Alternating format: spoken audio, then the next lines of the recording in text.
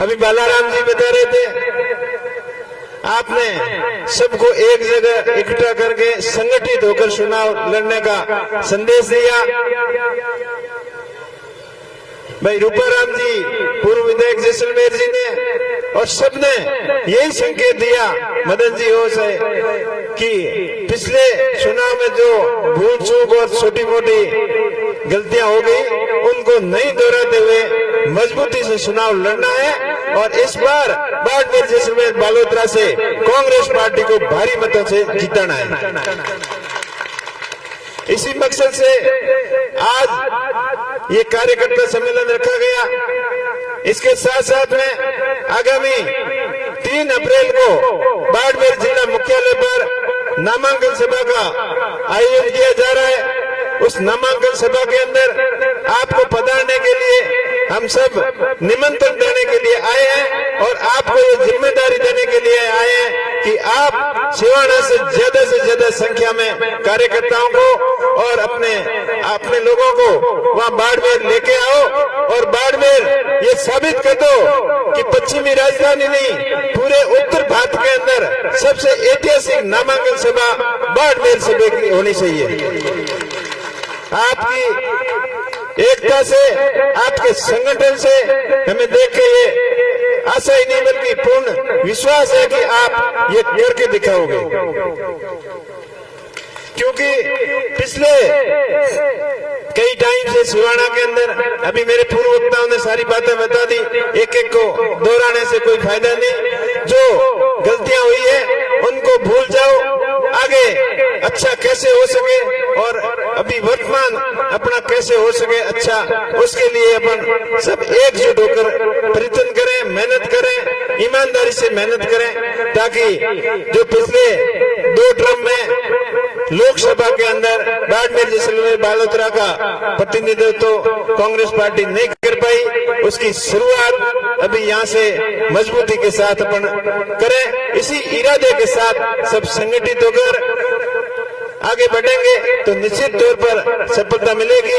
मैं धन्यवाद देना चाहता हूँ बाड़मेर जिले की पूरी कांग्रेस की टीम को, समस्त कार्यकर्ताओं को, और कि जिन्होंने मेरे जैसे साधारण व्यक्ति पर इतना बड़ा भरोसा जताकर मुझे प्रत्याशी बनाया और आपने प्रदेश लेवल के नेता को और केंद्रीय नेताओं को भी विश्वास दिलाया कि हम जो कर रहे हैं वो ठीक कर रहे हैं। और इसी विश्वास के साथ आप बड़ी कड़ी मेहनत भी कर रहे हो और मैं भी बड़ा आश्वस्त हूँ, क्योंकि मैंने भी 2 चुनाव पहले लड़े और वही बाइतू में ही लड़े, वही हरीश जी के सामने लड़े, लेकिन पूरे बाड़मेर जैसलमेर बालोतरा के लोगों की भावना थी। आदरणीय हेमाराम जी बैठे, पिछले चुनाव में भी मुझे कहा था कि आपको कोई पार्टी के साथ में होना चाहिए, तो हमने तो इतनी चीज के ऊपर ध्यान नहीं दिया, लेकिन दोबारा भी चुनाव लड़े तब रिजल्ट जीत के तो करीब था, लेकिन सबका कहना माना, क्योंकि युवाओं का तो भरपूर सहयोग था ही था। बुजुर्गों का आशीर्वाद के बिना हमने सोचा कि आगे बढ़ना थोड़ा मुश्किल है, इसलिए सबकी बात मानी और अब मुझे आशा ही नहीं बल्कि पूर्ण विश्वास है कि आप लोगों का सबका आशीर्वाद मिलेगा तो आगे जीत होगी और आगे आने वाला समय सबके लिए अच्छा होगा। मैंने अंतरात्मा से सोचा कि अपनों से आखिर कब तक लड़ते रहेंगे, इसलिए अपनत्व के भाव से आप सभी के विचारों की कदर करते हुए आप सबके साथ में मिलकर लड़ने का जो वादा किया है। और वैसे इंडिया गठबंधन के अंतर्गत आरएलपी पार्टी नागौर से चुनाव लड़ रही है और कॉमरेड वहां अपने सीकर से चुनाव लड़ रहे हैं और पूरे इंडिया के अंदर काफी पार्टियों से गठबंधन भी है, तो आने वाला समय सबके लिए अच्छा होगा।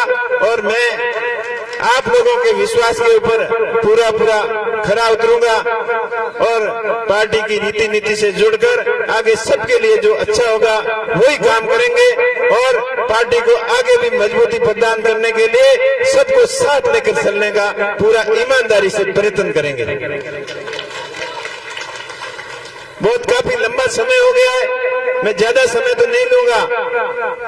मैं इतना ही कहना चाहूंगा कि जब पिछली बार 2009 के अंदर माननीय हरी जी चौधरी जी को यहाँ से हमने जिता के भेजा तो अपने क्षेत्र की मजबूती से पैरवी की।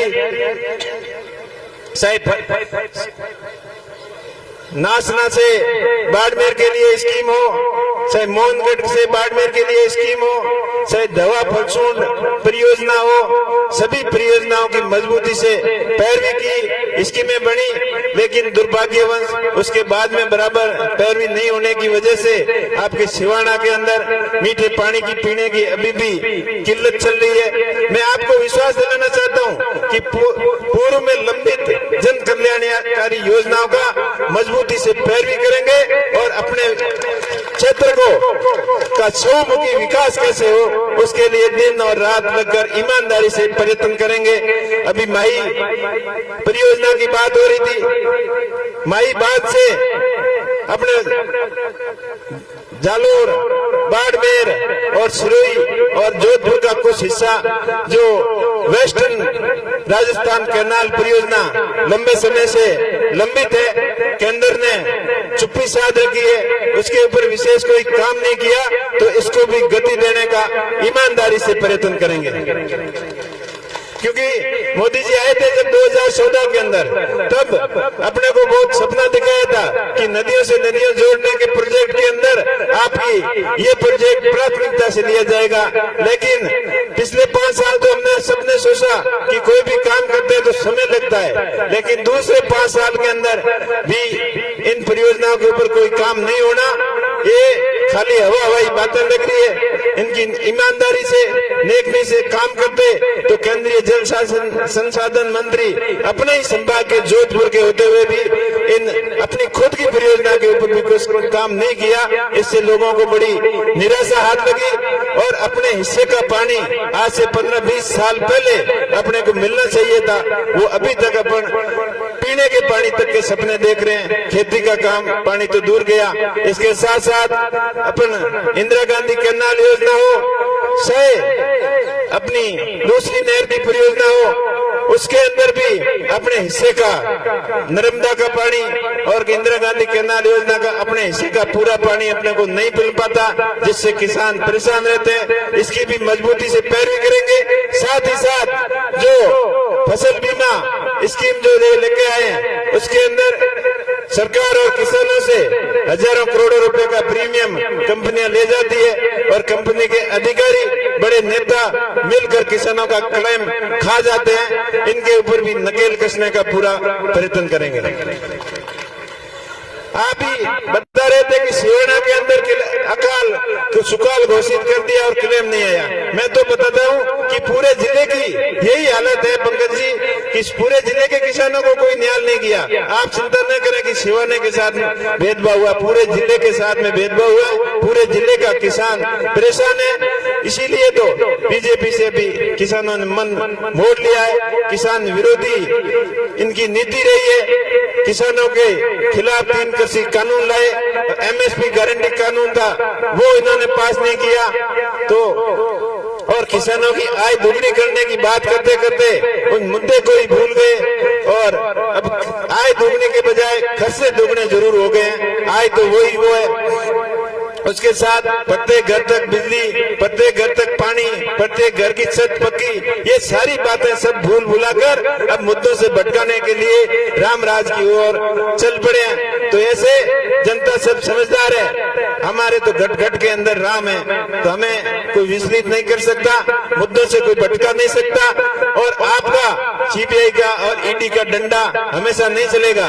जनता सब समझ चुकी है आपकी हवाई बातें की हवा निकल चुकी है। अब 400 पार की बातें कर रहे हो, 400 पार पेट्रोल डीजल गैस ये होने वाली है, बाकी आपका 400 पार अब सपने देखने बंद कर दो। मैं बाड़मेर जिसमें बालोतरा की जनता से यही अपील करता हूं कि आप अपने भाई के ऊपर भरोसा रखना। मैं हमेशा आपके हित के लिए, आपके संघर्ष के लिए आगे की पंक्ति में खड़ा मिलूंगा, आपको पीठ दिखा के नहीं भागूंगा। और मेरा जो विजन है वो एजुकेशन का है। शिक्षा के क्षेत्र में नया बदलाव लाने का पूरा प्रयत्न करूंगा, चाहे स्कूली शिक्षा हो, चाहे कॉलेज की शिक्षा हो, टेक्निकल एजुकेशन हो, चाहे स्किल डेवलपमेंट सेंटर की बात हो, हर मुद्दों के ऊपर मजबूती से पैरवी करेंगे। और विशेषकर आपके सिवाना के क्षेत्र में एनीकट के माध्यम से, आपके तो बरसात आती है तो नदी नाले काफी स्थानीय चलते हैं, तो इसके भी मास्टर प्लान बनाकर इसका उदाहरण पेश करेंगे कि अपना पानी वेस्ट न जाए और बरसात के पानी को इकट्ठा कर या पीने के लिए काम आए और खेती के लिए काम आए।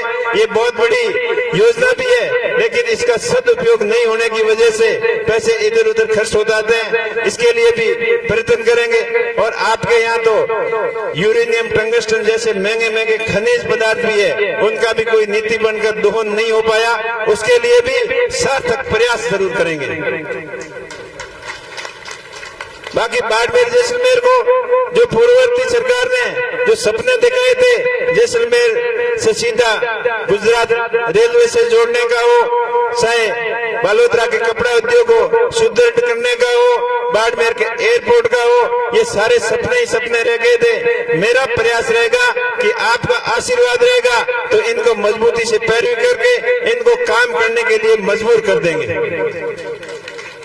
इसी के साथ नया उद्योग यहाँ कैसे स्थापित हो, उद्योगों की दृष्टि से अपना पश्चिमी राजस्थान अनुकूल है। यहाँ गैस ऑयल और नेचुरल गैस के सेक्टर में बहुत अधिक संभावना है और नए उद्योग स्थापित करने के भी अपार संभावना है। इसके लिए पूरा प्रयत्न करेंगे। बाकासर के अंदर अपना ड्राई पोर्ट बने ताकि राजस्थान के हिस्से की इंपोर्ट एक्सपोर्ट ड्यूटी राजस्थान को ही मिले, राजस्थान के अंदर रेवेन्यू ज्यादा आए ताकि राजस्थान का विकास ज्यादा हो। स्थानीय कंपनियों में अपने लोगों को 80% से ज्यादा भागीदारी मिले, रोजगार मिले और युवा सक्षम होकर अपने पैरों में खड़ा होकर अपने लिए रोजगार स्वयं पैदा करें, ऐसी स्थिति पैदा करने का पूरा प्रयत्न करेंगे। क्योंकि अपने यहाँ के युवा ज्यादातर देशौर में रहते हैं, बॉम्बे साउथ में हर जगह।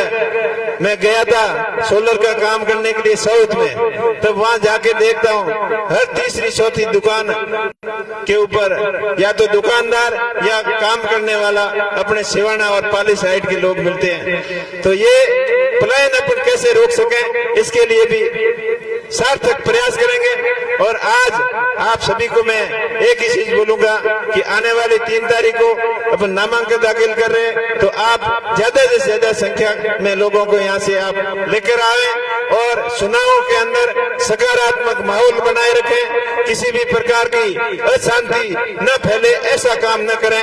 क्योंकि अपना एरिया हमेशा भाईचारे के नाम से जाना जाता है, हमेशा सरहदी इलाका, हिंदू मुस्लिम राजपूत जाट भाई सभी 36 कौम के लोग आपस में एक दूसरे के भाई की तरह रहते हैं। लेकिन जब भी चुनाव आते हैं उसी 1 महीना 15 दिन के अंदर अपन बिना मतलब खामा-खामी बेमतलब माहौल गर्म करके बैठ जाते हैं। ऐसा कतई नहीं करें। जो आपके दिल में अच्छा लगे, जो आप खुद समझदार हैं, आप खुद डिसीजन लेने के काबिल हैं, आप सबकी सुने और मन में जो अच्छा लगे उसी को मतदान करें और अपना भाईचारा कायम रखें। ऐसी परंपरा हमेशा आप कायम रखें, चाहे सोशल मीडिया हो, चाहे प्रिंट मीडिया हो, चाहे आपसी कोई छोटा मोटा तनाव हो, उसको शांतिपूर्ण तरीके से हल कर दें। और पहली बात तो तनाव किसी भी प्रकार का होने नहीं दें, क्योंकि विरोधी पार्टियां चुनावी माहौल खराब करने के लिए कई जाति की बात करेंगे, कई धर्म की बात करेंगे, कई बिना मतलब की आलतू फालतू की बातें करेंगे। उनकी तरफ ध्यान न देकर अपना सिर्फ और सिर्फ सच्चाई और अच्छाई के ऊपर ध्यान देकर ही अपने को निर्णय लेना है कि अपने एरिया का विकास ज्यादा कौन सा उम्मीदवार करा सकता है। ये डिसीजन लेने की क्षमता मैं समझता हूँ आपके अंदर है और आप सोच समझ कर ही फैसला लेंगे। और इस बार आप सभी का मन मैंने देख लिया है, पूरे बाड़मेर जैसलमेर सिवाना की जनता का, बालोतरा की जनता का, रायतू की जनता का, गुड़ामलाने की जनता का, सबका इस बार मन बना हुआ है कि इस बार कांग्रेस पार्टी को भारी मतों से जिताना है। आखिर में मैं आपका भाई, आपका बेटा, आपसे इतना ही वादा करता हूँ कि मैं हमेशा आपके अपनों के बीच